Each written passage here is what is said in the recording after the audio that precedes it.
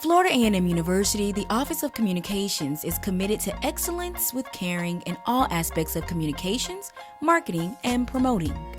FAMU, the reigning champions of innovation, has just bagged not one, not two, but 5 Collegiate Advertising Awards.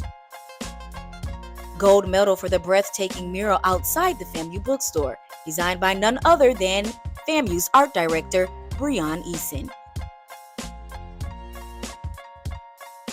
Silver shines bright for the captivating video series, The President's Point of View, produced by yours truly, Giovanni Hampton.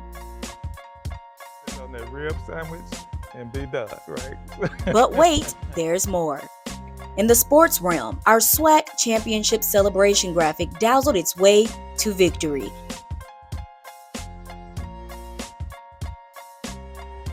Silver for our fall 2023 A&M Magazine.